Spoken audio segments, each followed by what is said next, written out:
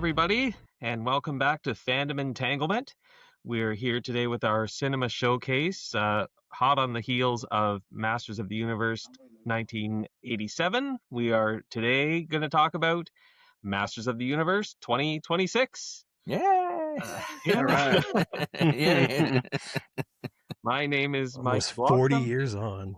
Yeah. I know. Yeah. And I'm here with my co-host, Damon Sugamelli. Hey, everybody. And we're happy to welcome back Sam Fain, who joined us for the last review. Hey, Sam. Hello. Thank you for having me. Yeah. And from the long lost land of Eternia, we have Brian Green joining us. Hello, everybody. Welcome back, Brian. It's been a while. Yeah. Good to have you back, Brian. Yeah. How's everybody been doing? We start with you, Brian. What have you been up to? Yeah. Same old stuff. nothing crazy. I like all the Nothing He-Man crazy. stuff in the back, though. That's pretty. Yeah. Oh yes, I had to do this in the He-Man room. Oh yeah. Oh yes. Is that what you call your man cave? The He-Man room? Yes. It is. I approve. That's all that's in here.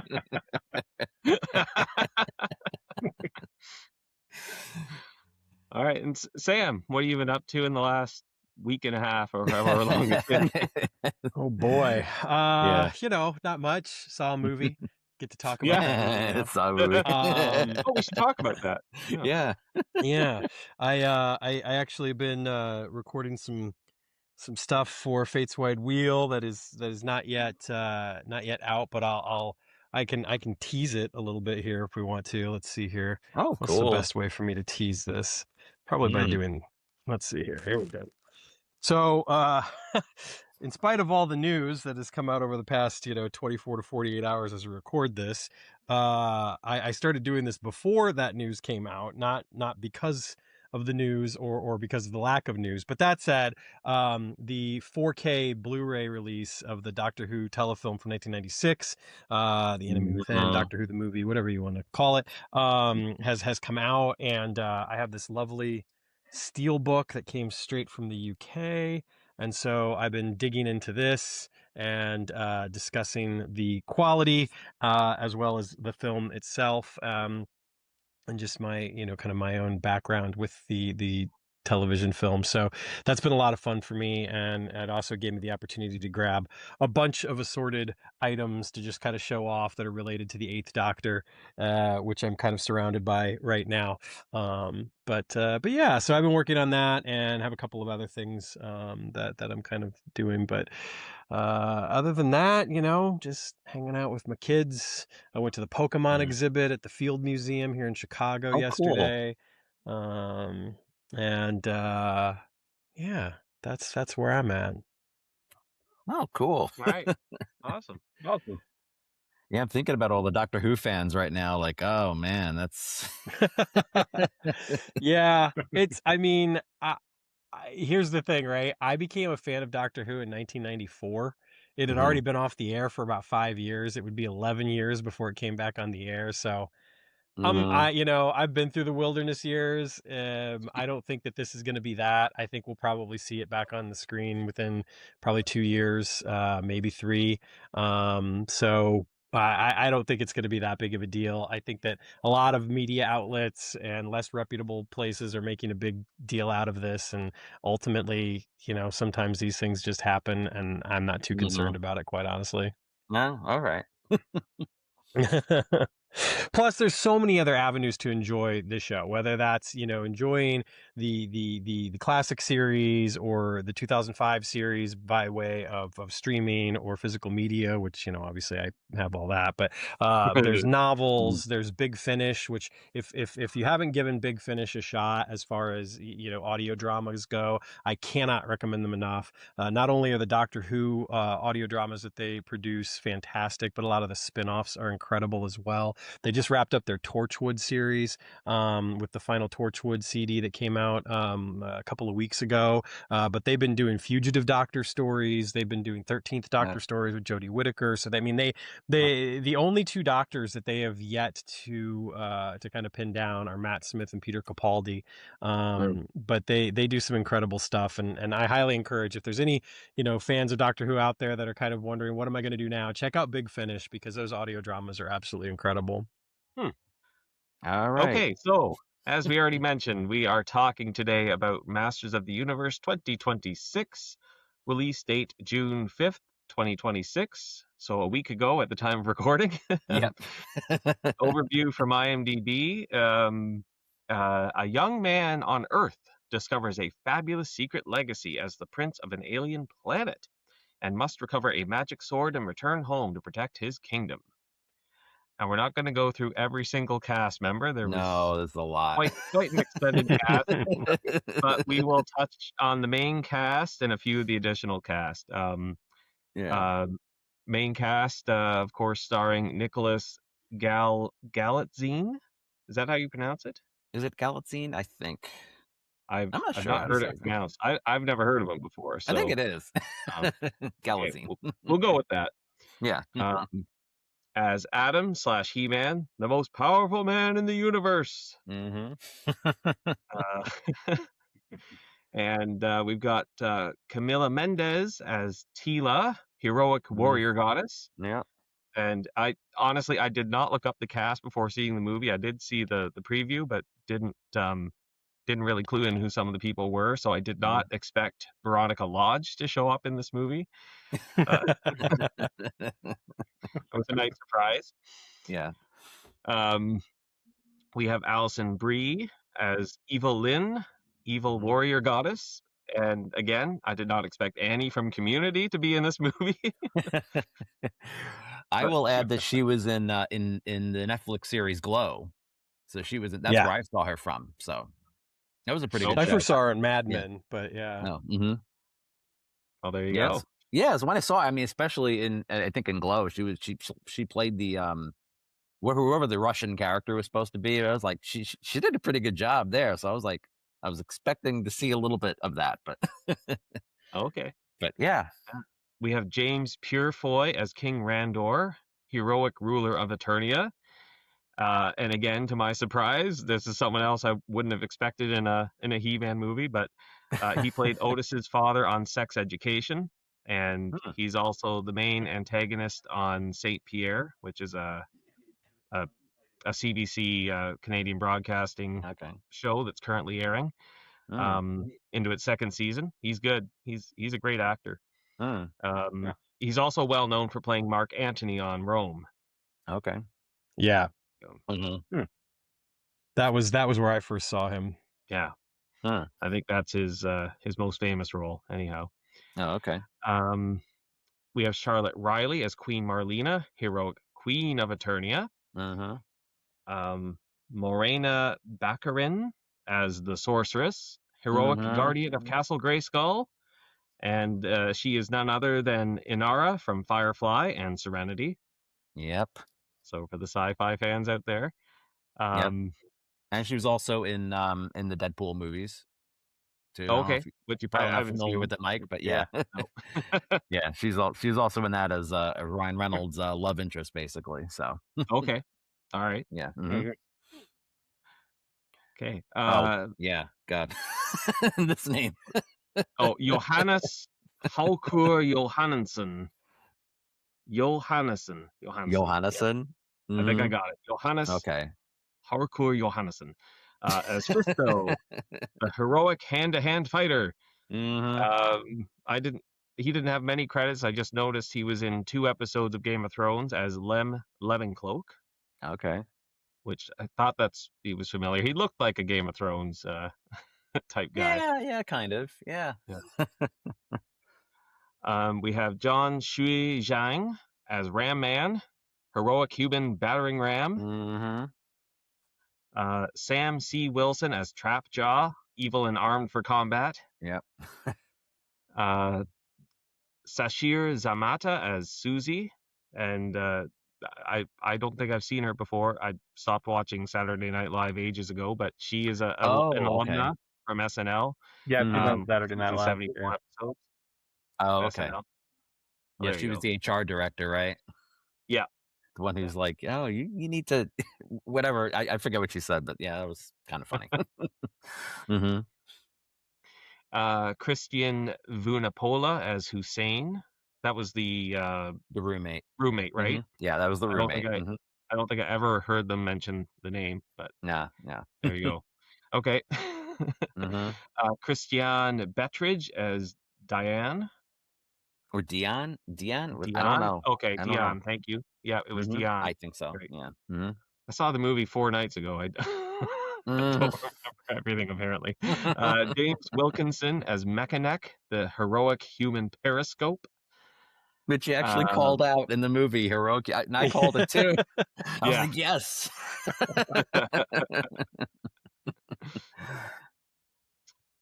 Quick thing to throw out there about Dion actually is that she was the stunt double for Gal Gadot in the Wonder Woman movies, as well as being the Lady Deadpool suit actor for Wolverine Deadpool movie. Deadpool. And so this was All right. kind of like she's worked a lot, over the past decade. But a lot of it's been stunt work or under a mask and that sort of stuff. So this was kind of like the first time that she ever got to like really do something without being underneath the mask or standing in for someone, and a lot of people have kind of like applauded that just because it gave her the opportunity to to have this featured role in this big blockbuster motion picture. So pretty cool.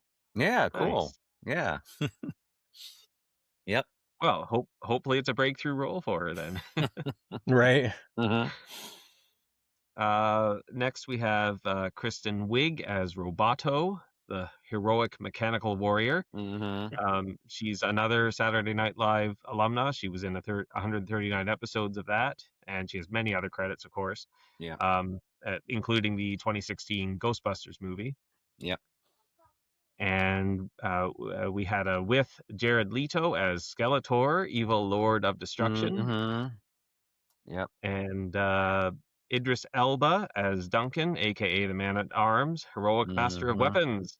Yeah. And he hardly needs an introduction, but his sci-fi connections include Star Trek Beyond in 2016. He was Krall, the main bad guy. But probably best known, or his breakthrough role, is probably as Stringer Bell on The Wire. Yeah. And I will also point out he is Heimdall in the Marvel movies, in the all Thor movies, basically, and yeah. He had a memorable stint on The Office as well.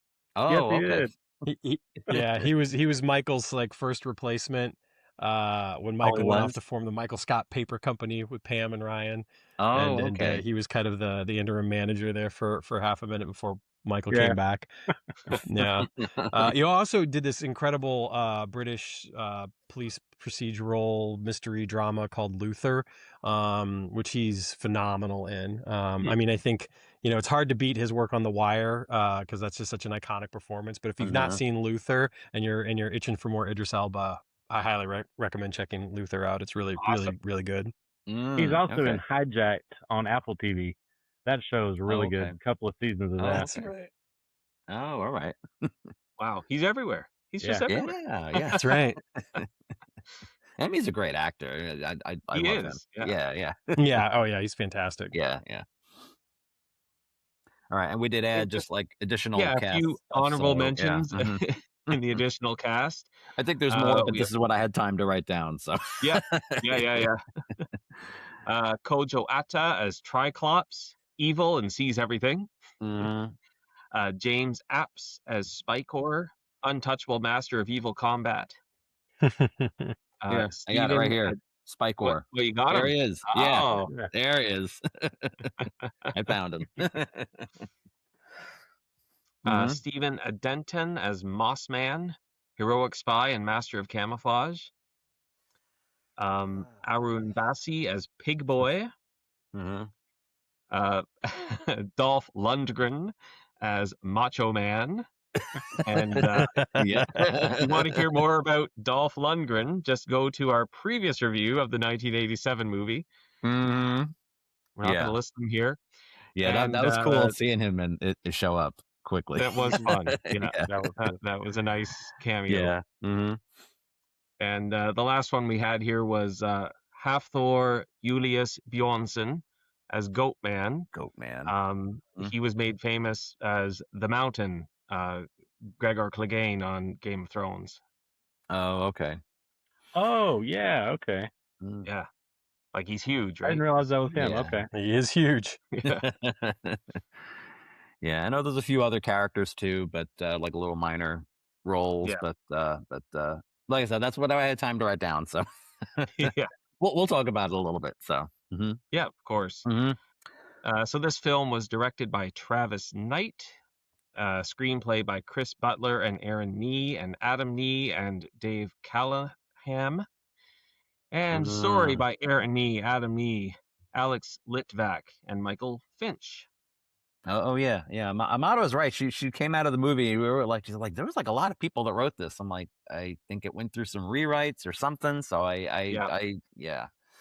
Yeah, I mean, the movie had been in development for like nearly 20 years as well. Like, you know, and I'm not saying that anything from those initial conversations and stuff back in like, 06, 07 or whatever remained. But at the same time, you know, if there had been a script written at some point, it's very easy to imagine that could have gone through multiple iterations before it got to what we saw. Yeah. All right, who wants to say what they thought first of this? Because this is literally our first impressions of this movie. Yeah. Well, I'll go first because I think I saw it first out of the bunch. So I'll go ahead and throw in my 2 cents real quick.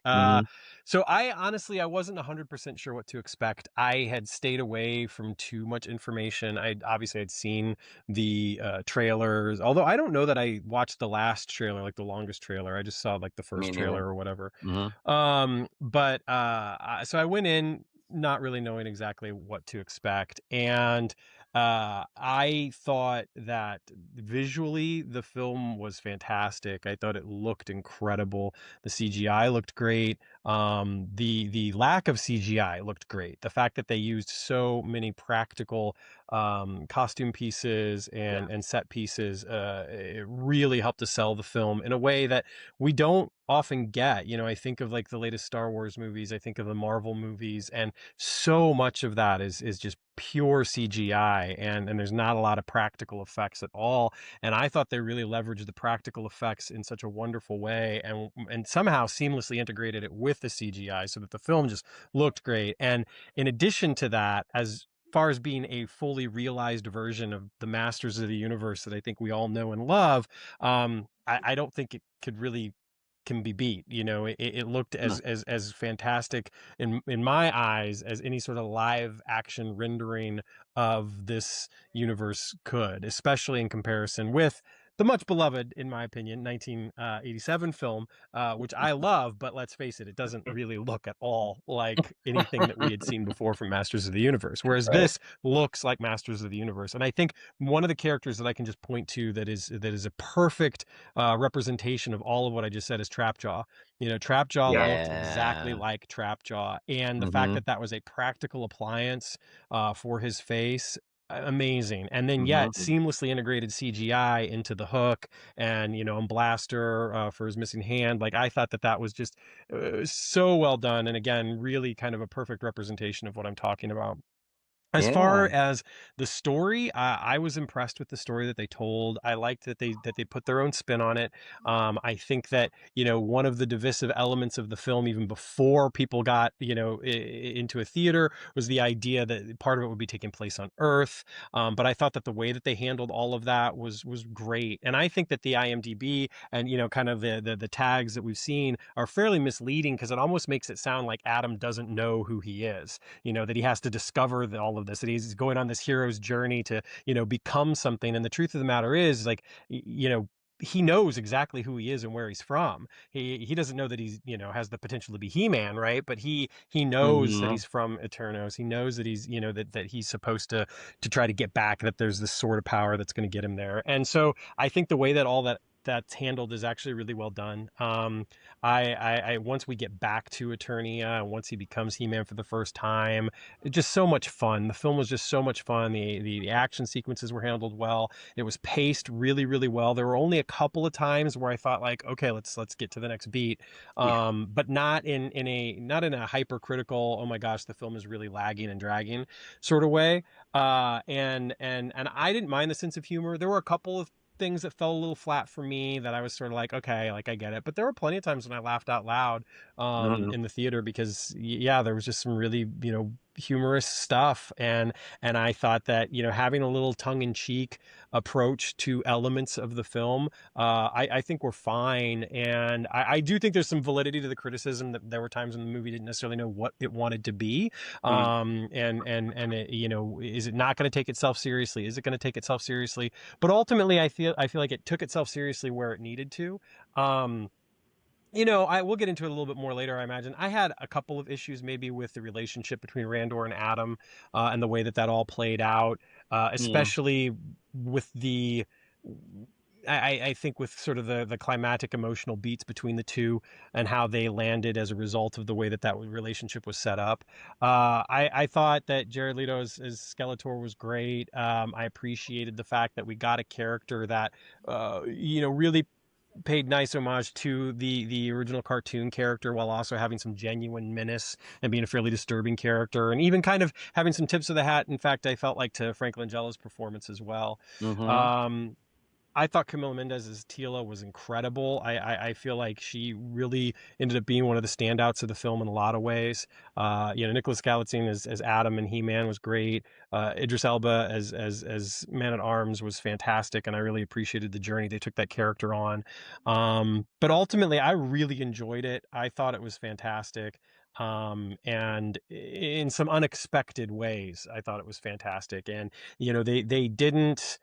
it did not feel paint by numbers at all. They took some chances. They took some risks. They kind of pushed the envelope, I feel like, with the way that they could tell the story. And not all of it worked, but I applaud them for at least making the attempt, because to me, this could have been a very simple, boring paint by numbers, fantasy action movie that felt like, Star Wars or MCU films that at this point in time, as much as I can appreciate them,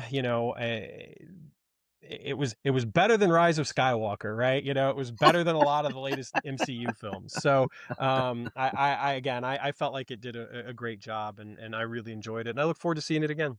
All right, Brian, I know. what did you think? I know we talked a little bit beforehand, but it's. Yeah, no, I liked it. I'm not going to go into as much detail as Sam did, because I feel about the same way on just about all of that. I liked Nicholas Galitzine as He-Man. And by the way, I went to see The Sheep Detective a couple of days later, and he is in that. I was like, is that He-Man? And it was. So just that's the only other thing I've ever seen him in, 2 days apart anyway.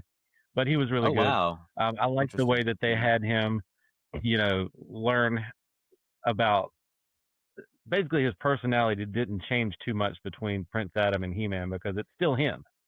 He's learning how to do all of that. So I appreciated that he didn't just change personalities for no reason whatsoever when he became He-Man. The Man-at-Arms character, the story he went through with being kind of a drunk and all of that, that wasn't for me. I thought they could have done something else, but I love Idris Elba, and he did a fantastic job with it anyway. All the sets and all the costumes were great. I love Teela and the interaction between her and Adam at one point, where she's trying to get something under the ship and brushes up against his loincloth. That was funny. All the little things when he's on Earth and they're in the chase around the highway, and they start playing, the What's Up song as an homage to that crazy meme that's been going around since the day one of the internet. That was awesome for me, even though it was super cheesy. But there were just so many of those things that they put in there, all the little Easter eggs and everything you see. I grew up with Filmation, so I was 7 7, 8 years old. Perfect timing for all of that. So I collected He-Man stuff for years and years and years. And I actually sold it about 4 years ago. I had one of the largest collections in the world. Wow. He-Man. Wow. So yeah, I still got a bunch. You can see a bunch behind me, and it goes around the entire room.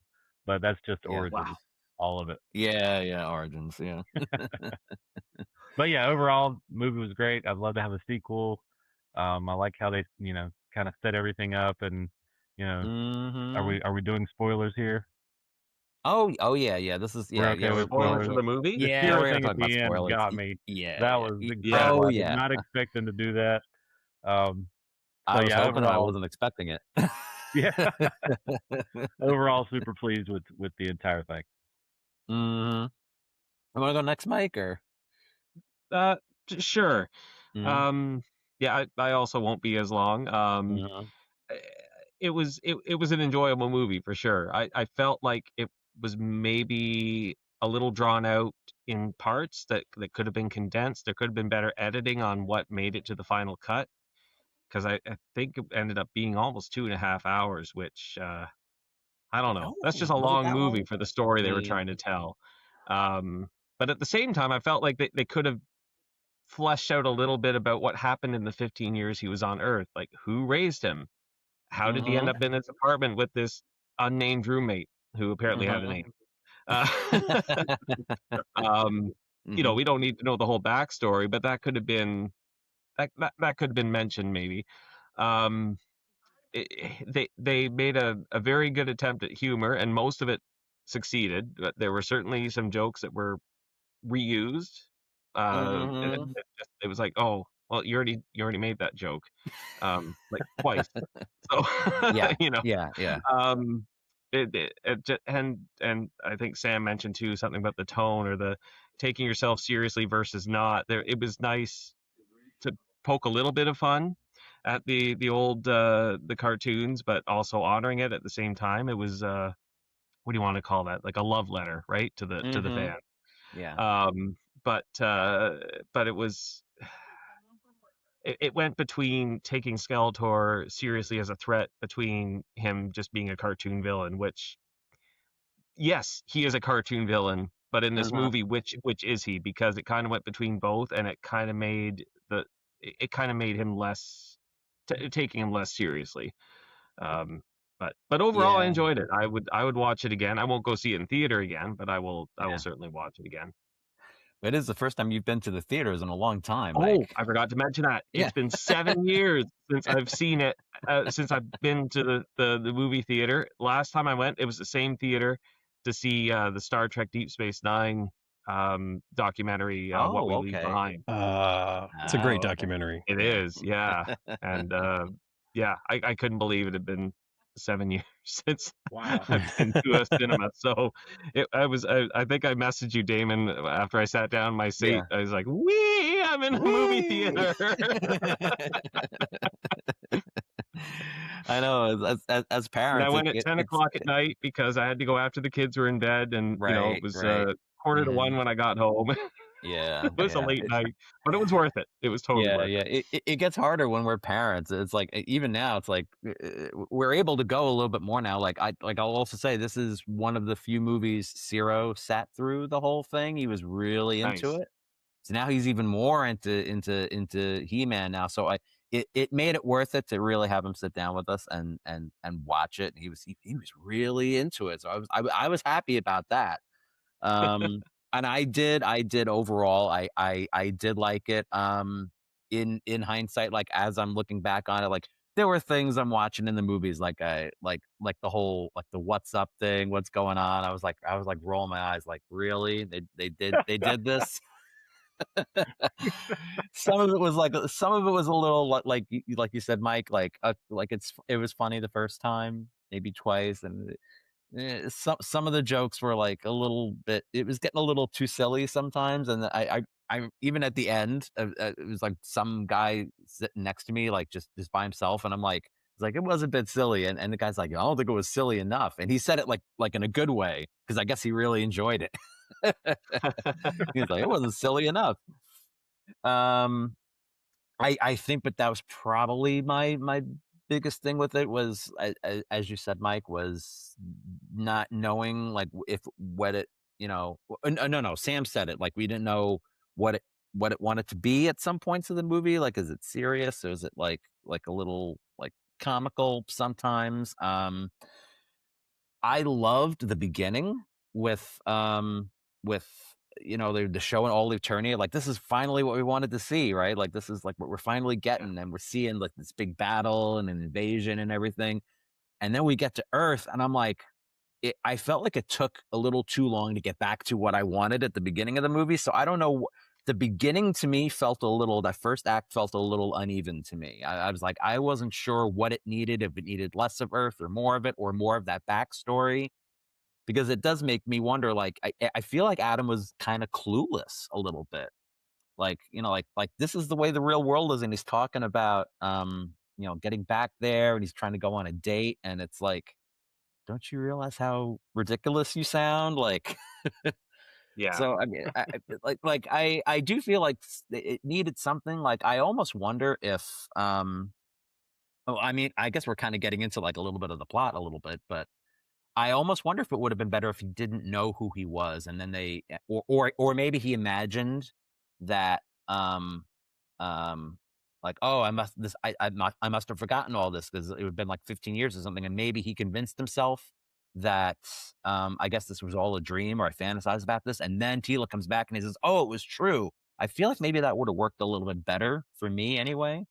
I still love the story, but I still like think it was a really good, like, I just, the Earth thing for me, just like, I guess I could have done without it a little bit, but I don't know. I mean, you guys want to expand on any of that? What you thought about? Yeah, I mean, Yeah. I do I do have to disagree with you on that. I actually I that's exactly what I didn't want, I think, from the film. I feel like this, had to me, that would have added an element to the movie that I feel like we didn't need. If he didn't know who he was, if there's some sort of amnesiac case, if he thought that he was, mentally ill in some way or anything like that. Like, I really appreciated that they didn't do that, that instead it was a case of he knows exactly who he is and what he's got to get back to. And I feel like it I don't know, it created this really interesting character arc for me, because he, at the same time, he's just such a genuinely good person that he's filling the role that he needs to fill while he's on Earth. And we meet him at a time when he's on the precipice, obviously, of being reunited with the sword, and it leads to some comedy, obviously, with the date, and I took the moment, later in the film when he did, almost dies, and we've got all those scenes back on Earth with Skeletor and everything, that moment at the date is actually what was happening right before what we see at the beginning, that it's kind of the memory that she genuinely was asking him about this, because she's kind of fascinated by it, like, but she thinks it's a joke and then realizes it's not a joke, and that's when she gets up to leave. So I don't know, I appreciated the fact that he knew who he was, that it is something that had been with him the whole time. It just, it made for a more compelling arc to the character for me, because I feel like it would have been a little superfluous to have him not know, it would have felt a little, that would have actually kind of put it into that paint by numbers box for me in a way. Okay. I want to throw this in. One of the things I liked was the character names and how they came to be, because that was awesome for me. I love that that's what he just called him when he was a kid, and we never actually got their real name. Yeah. Yes. That was very creative. I like that awesome aspect for sure. I did kind of like it. It was, I mean, it was like I said, it was like poking fun at the ridiculousness of the names, because I get it. We're looking at it from this perspective of, this is a kid who's making up names, and it's like, okay, yeah, he's Ram Man because he rams things, and you're Fisto because you fist things, and that's where I'm like, okay, I can't. I got a kid. I got a kid watching this.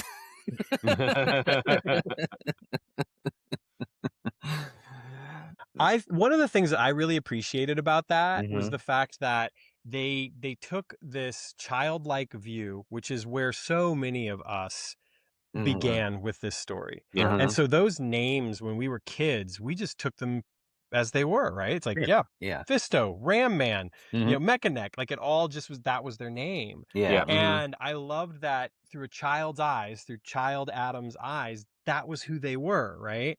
And at first it was, everything was very absurd about it. It was ridiculous. Jokes were made, you know, all sorts of stuff. But then as we got to the end of the film, they had all embraced it. And to me, it told this really, like subtextually, it told this really wonderful story about how the things that we're fascinated with as children and the things that we accept as children, eventually they kind of become passe, or we look down our nose at them, or we feel like, well, that's child's play. We can't have that anymore. We have to be an adult now. And instead we came back around to the idea that it's like, no, we can accept this. And yes, maybe it's funny and maybe it feels a little weird or a little strange, but ultimately, like, everyone, I don't know, there was something about Fisto being Fisto and Ram Man, you know, really being excited about, my name is Ram Man. Like, I don't know, there was something about that acceptance that kind of, as an adult looking back on all of this from when I was a kid, that really helped me appreciate it even more. So I kind of liked that they made a joke of it, but by the end of the film,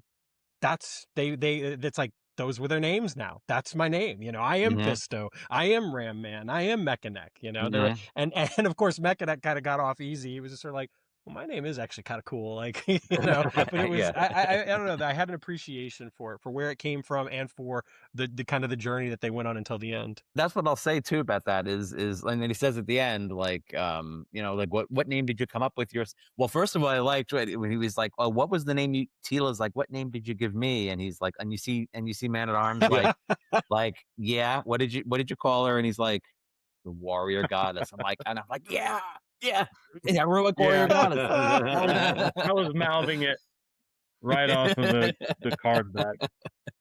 Yeah.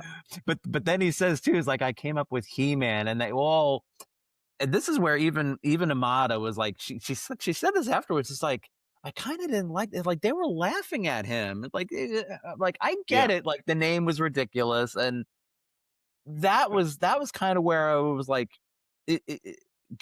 I mean, yeah, like you said, Sam, by the end of the movie, they were all a little more accepting of it and everything. But I guess that was another problem I had, was like, they were all like not really treating him like who the heck are you? Like, I get that he was kind of like away for a while, and I guess everything had happened with everything, but they you know, like with Skeletor, and they were all like kind of in hiding, and I mean, I appreciated it at the end, but again, it just seemed like they weren't taking him very seriously. Like, he felt like an outsider on Earth, and then he's kind of feeling like an outsider when he got at home. I wish that maybe they hadn't dwelled on that so much. I mean, like you said, by the end, everything was fine, but that's where I was like a little, like I wasn't sure how I felt about it. I think I'd have to watch it again, but and that being said, I do like, you know, like with He-Man, and it's like, yeah, I know it's supposed to be like this macho, like, you know, He-Man, like, you know, like trying to explain the whole thing, and Teela's like, like, I guess so. Yeah. And then she does call him that at the end, so go get him, He-Man. And well, I imagine these names he made up were when he was either, well, before he left Eternia, I think. This was his like 10-year-old fantasy of I'm He-Man, and these are all my you know, fellow fighters, and he made up those names because he didn't know the guys' names, right? But but if you've ever watched the Netflix The Toys That Made Us, they have a really fantastic episode on the whole He-Man toy line, and it's kind of funny how they came up with the name He-Man. They were just like, oh, it just sounds macho. And that's basically what it was. My old that was his line of thinking too. Yeah. And I get what you're saying, Damon, about it, kind of him being an outsider in both worlds, and I totally see where you're coming from. For me, I kind of enjoyed the notion of him being a square peg trying to fit in both places, because what it drove home to me is that, like, Adam, you know, he wasn't just kind of othered on Earth, right? Because he is from someplace other than Earth, but he was kind of even othered at home. And we see that at the very beginning of the film too, with like his relationship with his dad. And, Right.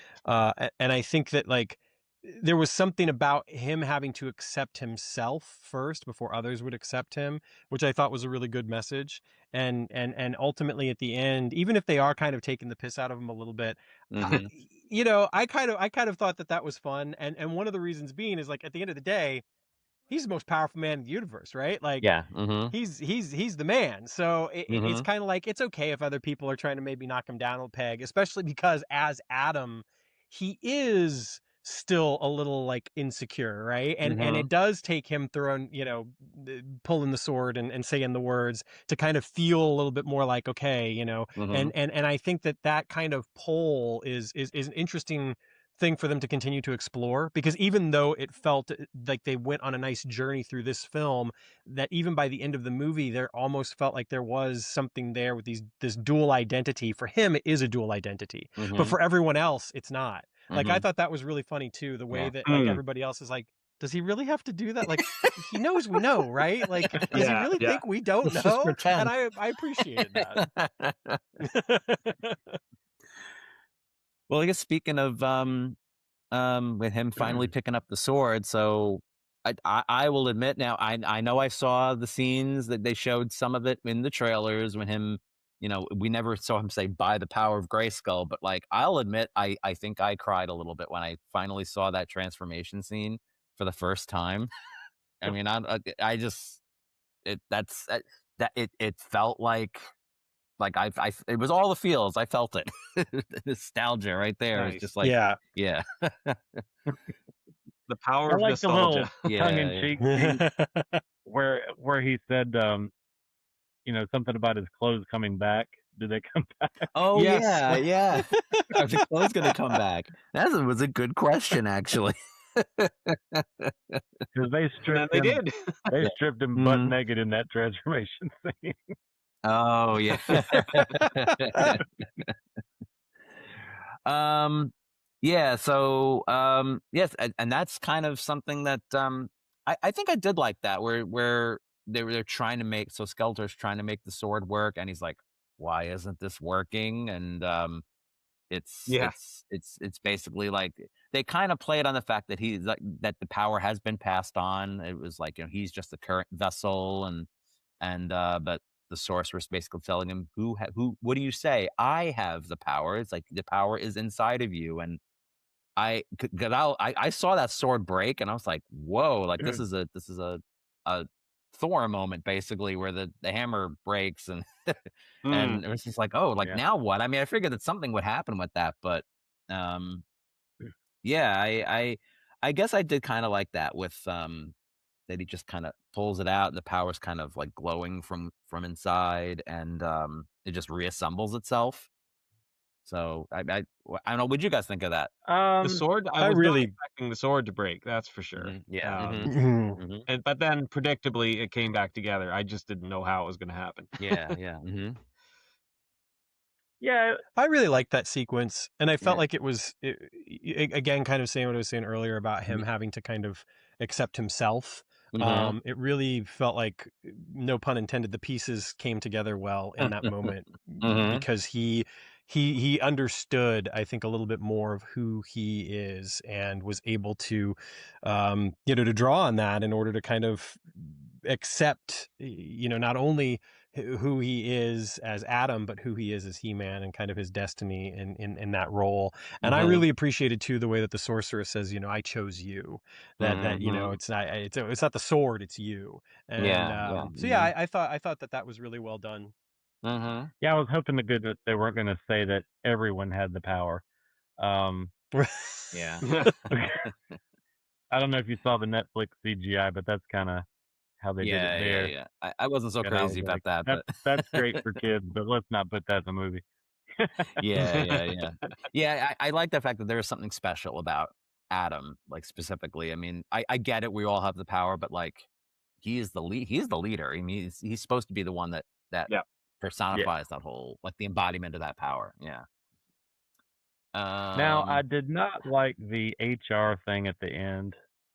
that was not my favorite thing. That part when he was trying to HR Skeletor, I was like, come on, Oh yeah. let's not do. Well, it was interesting to me. Yeah. It was interesting to me because it felt like it echoed, whether intentionally or not, and I would assume maybe not based off of when. Well, maybe I don't know, but it echoed the moment in the Superman movie from last year. You know, at the end when Superman kind of does a similar thing to Lex, Yeah. and so it was really interesting because it ended up being played for laughs, whereas in Superman it is definitely not played for laughs. Right. You know, it's Yeah. and I mean that Superman movie for my money is still one of the best genre movies we've seen in the past 10 15 years probably. Agreed. If not ever. But I do kind of agree. It was one of those moments where it did feel that where I felt like the criticism is valid about the film not necessarily knowing exactly what it wanted to be. I felt like had they just played that straight, it would have accomplished two things. One, it would have gotten rid of a kind of awkward moment, and it would have condensed things, shortened them, to what Mike was saying earlier, where it felt like it was a little bloated at points. It's like they could have just gone with one direction, and it might have, it felt a little bit more cohesive. Yeah, and the scenes where Skeletor is like at the gym, and then all okay, but I kind of loved those. It was funny. It was funny, but also it could have gone for me. That's fair. That's fair. So while we're talking about Skeletor, I loved the graphics for him, like the way the eyes darted around. They kind of had a shadow behind them when they moved, and that was just it was really well executed. Yeah. It looked great. Yeah, I thought he looked great, and I really, again, I enjoyed the portrayal of the character because I felt like he was menacing, but at the same time he was a little goofy, and I feel like that was a great tip of the hat to the original cartoon. Yes.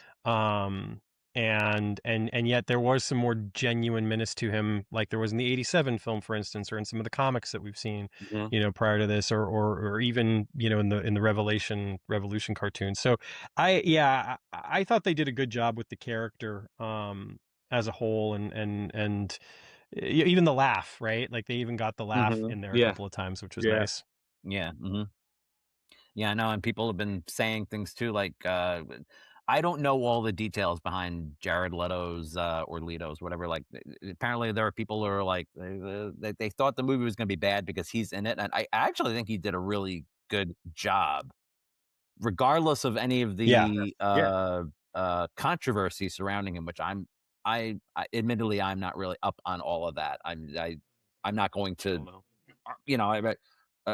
I'm sure there's legitimacy to it, but I don't know exactly what all of it entails. But I thought he did a good job. I thought so. Yeah, so did I. Yeah.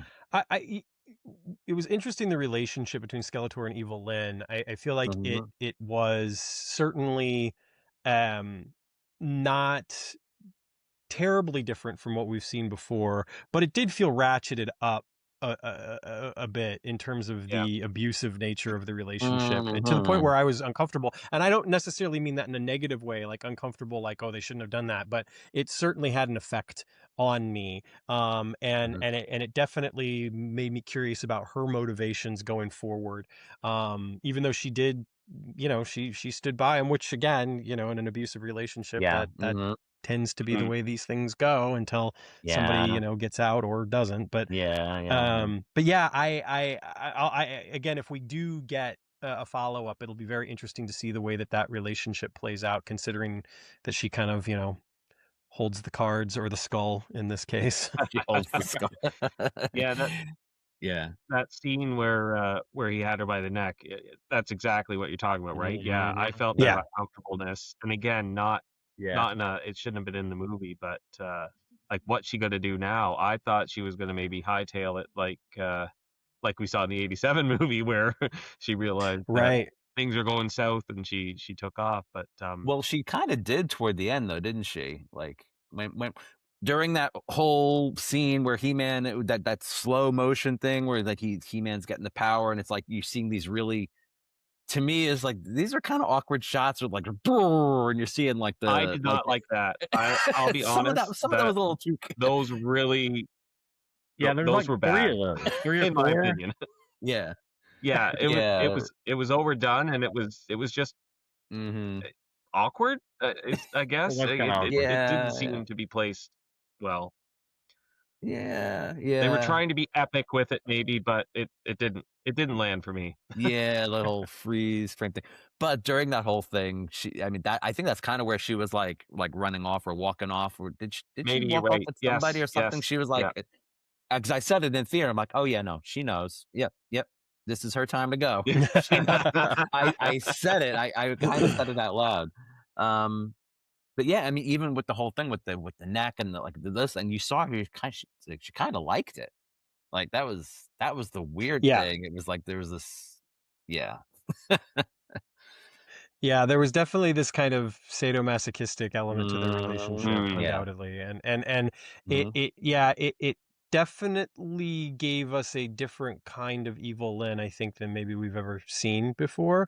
And Mhm. Alison Brie's performance was interesting because I felt like there were times when she was leaning into the camp, maybe more than anyone else in the film. Mhm.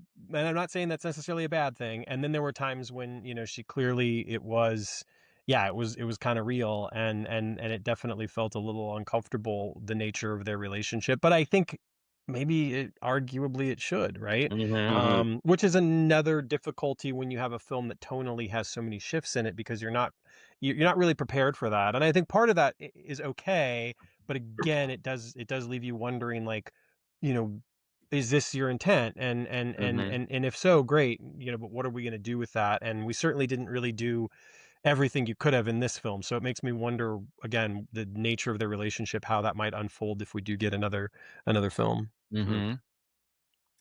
What do we think about his relationship with King Randor, and kind of it was kind of his fault that King Randor died, basically, right? A little bit. It was Yeah. kind of, Uh, yeah. th- I don't know what the goal there was, except for to write Randor out of the movie. Well, I think I kind of So get what it was supposed to. Something about the problem with power, seeing that he had a lot of power, and he has to be careful with how he uses his power. I think, which I Mm. kind of get, that he didn't realize that. I don't know. I'm cutting you off, Sam. Sorry. What do you? Oh, Yeah, no, yeah, yeah, no, yeah, that's totally fine. yeah. What's your analysis of it? I Yeah. Yeah, I thought that was, for me, that this was one of the biggest flaws of the film in a lot of Oh yeah. ways. Because I felt like their relationship did not warrant what we got with his death. Mm. I felt like Randor was not a good father.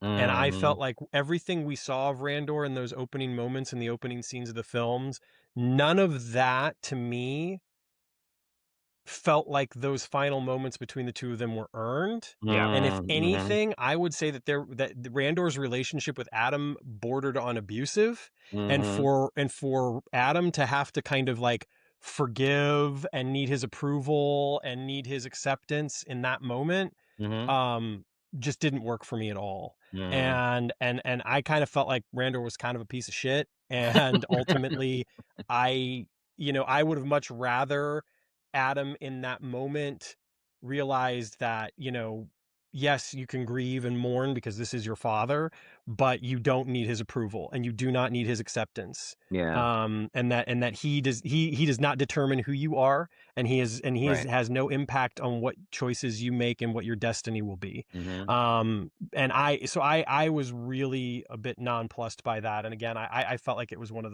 the larger flaws of the film. And had Okay. their relationship been a little bit more nurturing, had their relationship, not been this sort of like old school tough love bullshit mentality, and actually felt like there was, some genuine nurturing and love there, then maybe that final moment between the two of them would have felt a little bit more earned. But Mm. as it stood, yeah, that to me was one of the biggest flaws of the film, and I did not feel much of anything in that moment. Mm. I knew they were trying, as an audience member, that this is supposed to be a moment where I feel something, where I'm moved, and I wasn't. Mm. Agreed. Yep. Yeah. 100%.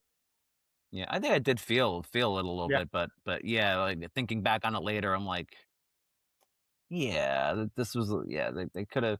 I think they could have handled that scene better. What about you, Brian? You feel the same way, or Yeah, pretty much. And I thought about that for a while, uh, and then remembering watching the filmation version, Randor was constantly yeah, disappointed by Prince Adam. And yeah, that's true. Yeah, if you really think about it, so maybe they were kind of going for that, but it sort of missed the mark too. Yeah. Yeah. mhm, And again, had he not died, and had that not been the situation, right, in that moment, I probably wouldn't have minded as much, right? mhm, Right. But when you try to stick the beginning moments together with those final moments that they share, it just doesn't work for me, Yeah. Right. yeah, Had he been kind of a jackass and lived, right, and Yeah. still mhm, kind of been a jackass, I would have found it humorous, I would mhm, have been like, yeah, he's just a jackass. Right. But instead, it's just sort of like, Yeah, they just killed that's them all. yeah. yeah. I Speaking wanted of to see people more that of the I died, did appreciate the oh, relationship with his mother. oh yeah, Brian? that was definitely, I wanted to see more of the sorceress. We didn't get to see a lot of her. Yes. Yeah. mhm, yeah. Well, Yeah, in some ways, I would almost argue like the Sorceress from the 87 film got almost a little bit more screen time mhm, than mhm, Probably, yeah. the Sorceress in this. I feel like the Sorceress in this one maybe had a little bit more to do, and it was mhm. really cool to see her transform into the bird. It It was was. really cool Yes, to Zor, have all yeah, of that. But yeah, yeah, Yeah. yeah. I was gonna say, speaking of people that died in the movie, why do they always have to do Moss Man so dirty for in these things? Like they killed him off in He gets the no first love. episode of. I loved Moss Man. I was like, come on, man. Me I too. loved him. One of Moss my Man was one of my favorites. favorites. Why do you have to do him so dirty like that, man? I'm with you. All I could think, Damon, though, is that because the way we saw him kind of get turned into mulch, as they say, is that Yeah, maybe he comes back, maybe right? he'll Like come maybe back. he comes Mhm, back. Oh, There yeah, he There's a little is. tiny there's mouse Moss man. Oh, it's a tiny. Oh, is that one of the minis? It's The a mini. mini Moss Man. Oh, does he smell like He pine? didn't even get a line. He was just like He does. Mm, thrust forward and turned into mulch. Is that what he said? Yeah. something like Yeah. that. Yeah. Oh, so that's cool. He Maybe smells he'll like come back. pine. Yeah. He'll probably grow Well, back. he is. He is mouse Oh, man. I mean, yeah. That is true. Also, I mean, because he's like nature, and you never know. Yeah, I'm trying to think of what. Yeah, I saw people also theorize that they thought Stinkor was in it because they were all breaking out of the jail and they were smelling something, but I think it was they were smelling the I dust. could Right? have sworn I that did was not going to get it. happen. Yeah. I don't know what the Yeah, big I don't know deal how I was felt with about that smelling scene either, something if but you never saw Stinkor. Yes. yeah. That Well, was the jailbreak scene is interesting to Yeah, me mhm. because I feel like that's one of those moments where, again, tonally, it's like, what are you guys trying to accomplish? Because Yeah. when they break out and when Princess of the Universe hits, like, Yeah. I Uh-huh. thought that was humorous. I Mhm. also thought it was kind of invigorating because that's a kick-ass song and it makes Oh, you think of a yeah. kick-ass film and television series. Yes. And they'd mhm. already kind of name-checked Highlander earlier, so I was okay with it. I was buying into it. Yeah. But then when they stopped and started like coughing and choking on the smoke and everything, I was like, okay, guys, okay. Yeah.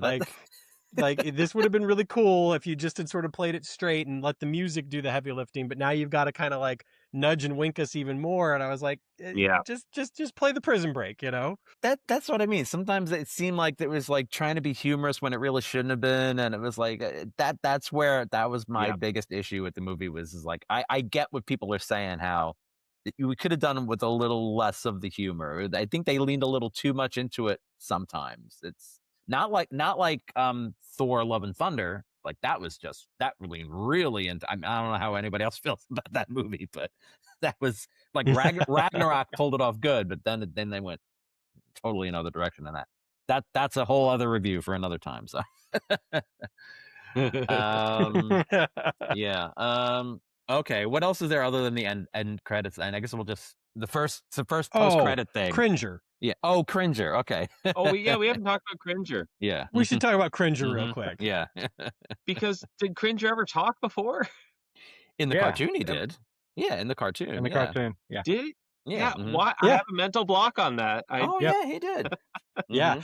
In fact, it's funny because I was almost like when he first spoke in the film, I almost didn't believe it. Like, Yeah. literally, he started to speak, and I was like, "Is there another kid in the room? Like, what is happening?" Yeah. No, oh, it's Cringer. Yeah, I was excited to see him talk. I did want to see more of Cringer and Battlecat. Like, I only got that at the end. I mean, that was a great scene. Sure. Finally seeing that at the end with him riding on Battlecat and hearing the He-Man and hearing, like, I was like, oh man, that sounded really good. It was really great. You know, speaking of which, the score in general, I thought the score was really great too. Yes, it was. Yeah. Oh yeah, great score. Well, we can wrap it up with the review. So we have that first scene. We finally see Orko at the end. I'm like doing the little like, oh, we'll see you next time, or that this is what we learned this week. Yeah, is that if you have a skull, you're a villain. If you have a skull for a face. So I was like, oh my god, they actually did it. They have Orko in here, and it was kind of cool. That was good. But then when Man-at-Arms is talking to Marlena in that second scene, and as soon as she said something like, "Don't worry, we'll find her," I'm like, no, you're gonna show. And then they show her with the sword, and they show her from the back, and they call her Force Captain Adora, and she's like, not anymore. And you see the Fright Zone, and I'm like, oh man, I want to see this. I definitely want to see this for the second movie. I love She-Ra. Well, I definitely hope we get another one because they really did set up some good looking scenes. I'm hearing they have like a trilogy planned. I'm hearing that they have a trilogy planned. Yeah, so well, one of the things too that I've been reading is that the box office numbers are not necessarily incredibly strong, but that Amazon is not as concerned with that because for them this is all about like, we're going to put a movie in the theaters, then we're going to put it on our streaming platform, and we're going to make money there too. So it's like for them there's more of a long-term goal in mind. And so it'll be interesting to kind of see if they do greenlight a sequel and at what point we hear that news, because I would hope that it would be something that we hear sooner rather than later, because I feel like the longer we go without hearing any news, the less likely it is that we're actually going to get it.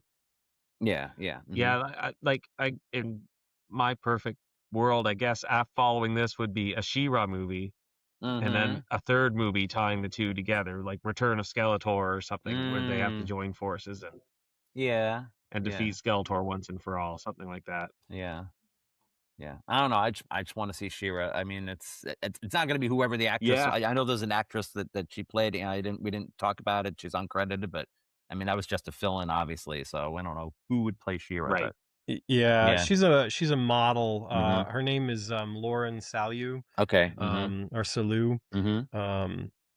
But she will not be the one that actually has the role. Apparently, they've already kind of said that. Yeah. All right. But I know we're wrapping up. I guess we don't have to say the songs. We're just all right. All right, I guess so. Yeah, final thoughts, guys. I guess just what are we initially?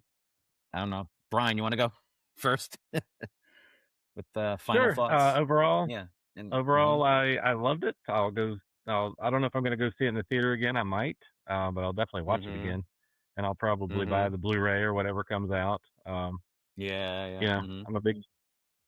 I didn't collect all of the toys because, like I said, I only collect Origins now. So I will get some of those. I got a couple of the Chronicles that look really cool. I got a couple of the core ones. They're also actually very cool. Yeah, these are Origins. But so. Yep, I got those. Heck yeah. Yeah. And they look good. But it was a fun movie. I got the shirt. I had to have the shirt. I wore it to the movie theater despite my son's. He was like, "Oh my God, you're such a geek." Don't wear the band shirt to their concert. Yes. And I'm going to give it 7.5 diamond rays of disappearance. Oh, okay. All right, Sam. I thoroughly enjoyed it. I thought that it was just a fun way to spend a couple hours in a movie theater.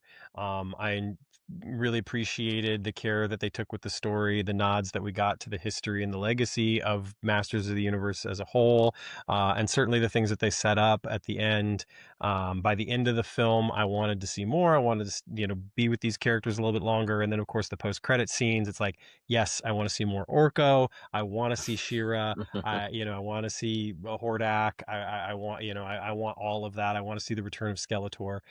So they set things up really well, but ultimately they just told a great story. And again, I really enjoyed the film a great deal, even though it was not perfect. There were definitely some flaws. And I think I'm going to be generous because I feel generous. I am going to give it 8 swords of power out of 10. Okay. All right. Nice. All right, Mike. So I forgot to mention earlier too, this is the first time I've ever gone to the movie theater by myself to see a movie. And I I was did going it to just ask so if we you could were do going this by review. yourself. Yeah, okay. Because I was like, did you go with your wife? Did you not? I've Okay, always yeah. gone with someone else. So Oh, okay. Yeah. so I didn't have anyone to make sarcastic comments to or anything like that. I had to make them myself. But to quickly summarize, it was probably a little bit too long. Some inconsistencies with the theme and tone, but overall it was a good watch. And it was fairly true to the original cartoon series. So I'm going to have to give it 7 reprogrammed warrior robots out of 10. I'm sure. I think I know what my object will be. Yeah. I mean, I'm kind of right up there with you, Mike. Yeah. Like I said, the issues I had with it were it didn't take away my enjoyment of the movie. I still had a really great time, and as I said at the beginning, my son was into this the whole time. I mean, there were times when I could tell he's like, oh, like when is it going to get to the end or whatever? But he was really enjoying it, and I think that's what really made it good for me was like, oh, my son is really into something that I loved, and we just had a great time overall. Yeah, I definitely would like to have a sequel. So I just don't know what my silly object is, but I think it's, I guess 7 what's going ons out of 10. What's going on? I can't think of anything else. I thought about doing 8 4 non-blondes, but All right. Well, thanks guys for doing this. Yeah, thanks guys for joining us. Yeah. Thank you for having me. Yeah, definitely. Thank you. Should we all do a belly laugh at the end? Like they do on the cartoon and the movie. Yeah.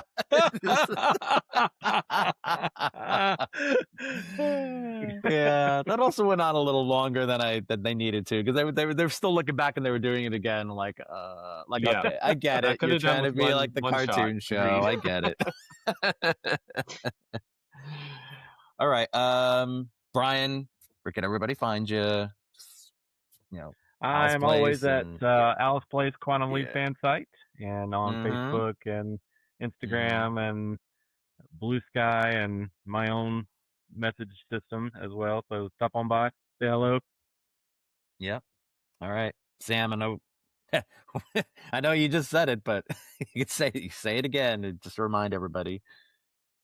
For sure, you can find me at the Fates Wide Wheel YouTube channel or Fates Wide Wheel on Instagram. I will hopefully have some new stuff up there very, very soon. I'm going to be doing the Doctor Who film 4K Blu-ray Steelbook review overview and show off some other really cool collectibles and stuff that I have collected in my 30 plus years of Doctor Who fandom. So and then got more stuff in store as well. So pop on over to the Fates Wide Wheel YouTube. You'll find lots of really cool stuff, hopefully, especially if you're a fan of Quantum Leap or if you're a fan of any genre films or anything like that. There's a lot of content to go through. Yep. Awesome. All right. Well, I guess I'm taking us out since you took us in. All right. So if you like this video, and be sure to hit the like and subscribe button, share your opinions. We definitely would like to hear what you thought about the new movie. But again, please keep the comments civil. I know there are some people that will probably be like, yeah, this movie was blah, blah, blah, blah, whatever. Just keep it civil. We will do a roundup of comments in future videos. And you can always check out all of our past videos on our website at fandomentanglement.com.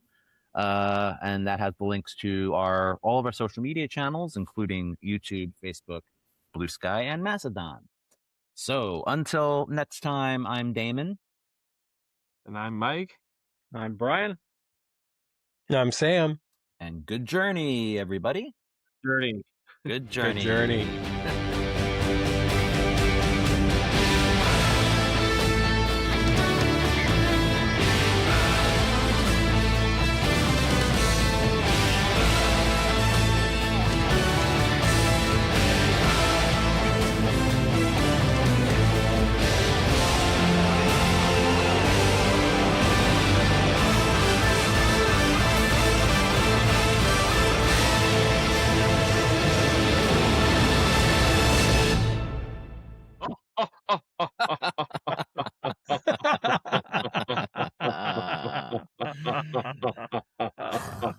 And that's enough of that. All right. Yeah, that's enough. Okay.